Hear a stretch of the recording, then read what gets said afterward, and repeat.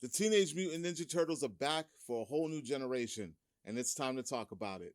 Let's go!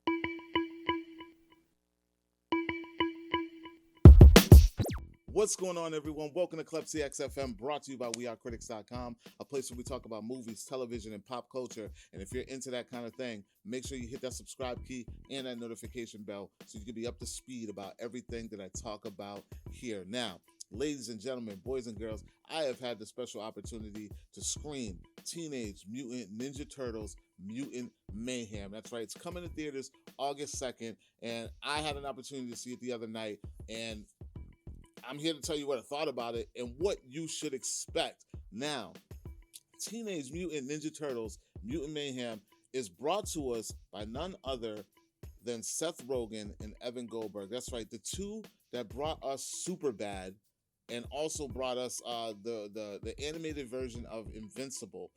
They also brought us The Preacher. I don't know if a lot of you remember that AMC show that was based on a popular comic book, but they also brought us Preacher.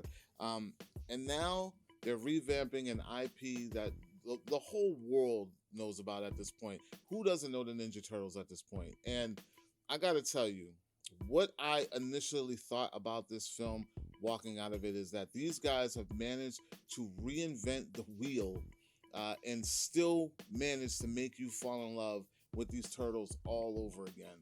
I thought this film was absolutely bananas. Like, I went in, with no expectations. I mean, how can you do the Turtles wrong, right? Well, I wasn't really a big, huge fan of the Michael Bay version of the Ninja Turtles. I did, however, like the sequel better than I liked the original because I felt like the sequel was a little bit more close to what I remember growing up watching the cartoon and things of that nature. But I will tell you this. For all you turtle enthusiasts out there who are set in your ways and you remember the Ninja Turtles as one way. And when I say one way, most of us really remember them from the 1990s or 1987, 88, 89, 90, 91, going forth. That cartoon was the staple of what we expected and understood the Ninja Turtles were. But there was a comic book beforehand that a lot of people don't know about. This new cartoon follows none of that. It literally does its own thing. The origin story is completely brand new, but still a little familiar. A lot of the characters you're going to remember, but a lot of their personalities are a little bit different. But I will say this, they nail the personality of the turtles. That's the most important component in this cartoon, in this film, and it's the one component that I know for sure that everyone's going to fall in love with. Those are the pros of this film. Just the fact that they managed to just nail the personalities of the turtles. And I thought it was a damn good idea that they casted real teenagers to play these turtles because Seth Rogan said in an interview that they wanted to emphasize the teenage in Teenage Mutant Ninja Turtles. And they managed to do that, and they do it very, very well. I'm like, hats off because one of the other cool things about this film is that it's extremely age appropriate. The humor is extremely age appropriate, and that doesn't mean that it's childish, it's kiddie. There are stakes. There are moments that will. I gasped. There was a moment in the final battle where I was like, and I didn't even realize I did until after I did it because I was so in depth with what was going on. But I really, really believe that they have something special here. They did a damn good job capturing the essence of what we know about the Ninja Turtles and making it feel fresh and brand new for newer generations. This thing is completely relevant in times. The pop culture references, the soundtrack. Listen, the soundtrack in this is for the nostalgic ones like myself.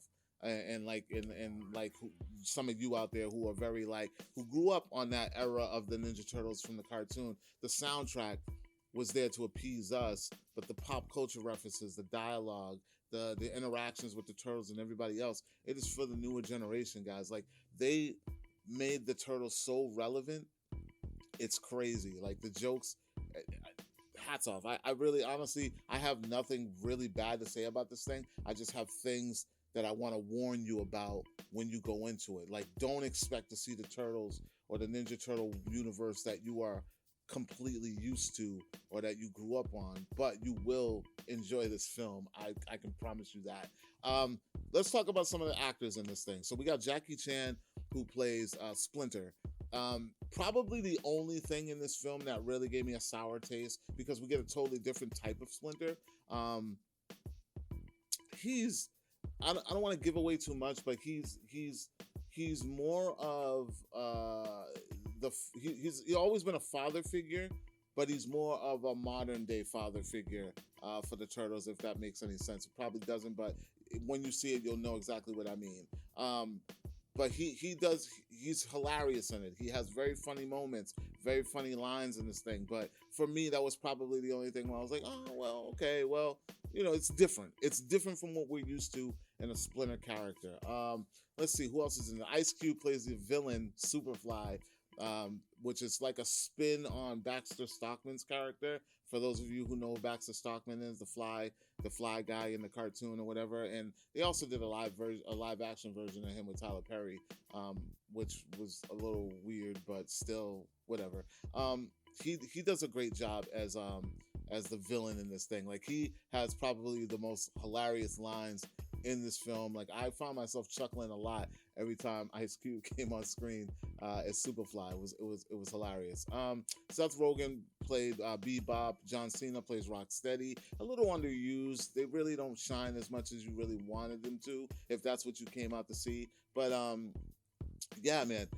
One of the standout characters, though, and I will say this, he's my MVP, is Paul Rudd as Mondo Gecko. That's right. Paul Rudd plays Mondo Gecko. For those of you who know the toys, the cartoon, Mondo Gecko is this gecko who he's like a skater boy, and he also has the skate on his tail.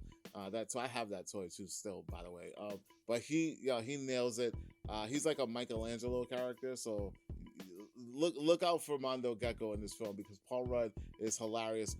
The guy can be a voice actor and he's still hilarious. You don't even have to see his facial expressions, and you're still gonna die laughing when you hear him on screen. And yeah, Ayo Edebiri, I think her name is. I hope I'm saying that right. I butcher the name sometimes. She plays April O'Neil, who's extremely sassy. Like, I love her character in this. And for those of you who don't understand the lore of April O'Neil, I know a lot of people are like, well, how come April's black this time? Well, if you knew the history of the Teenage Mutant Ninja Turtles, they changed the look of April many times, including in the original cartoon. Going back to the comic book, April was always portrayed as like a light-skinned black woman by the creator, Kevin Eastman, drawn after and named after an ex-girlfriend, ex-wife by the name of April. So if you look back at the history, April O'Neil was always said to be a black female, but there's always been like a little debate between him and the co-creator, Peter Laird, who said that he always saw her as a white woman, but if you look at the artwork, she looks like a light-skinned black woman. But yeah, listen, the key players in this thing are amazing in this. I cannot wait for you all to see this. Bring your kids to see this, please. Take your kids out to see the Ninja Turtles. There were kids at my screening when I saw it, and they absolutely loved this film. There is a post-credit scene. Midway through, it may feel like it takes a while to get there, but there is a post-credit scene, and there will be a sequel to this Teenage Mutant Ninja Turtles Mutant Mayhem. Guys and girls, that's all I got to say about this. Make sure you go check out Teenage Mutant Ninja Turtles Mutant Mayhem. August 2nd, it's coming out. Let me know if you're excited to see this, if you cannot wait to see this, if your kids are excited to see this, let me know. Drop a comment, like, comment, share, make sure you subscribe. And for more movie news, television news, and pop culture, check out wearecritics.com, and I will talk to you all later.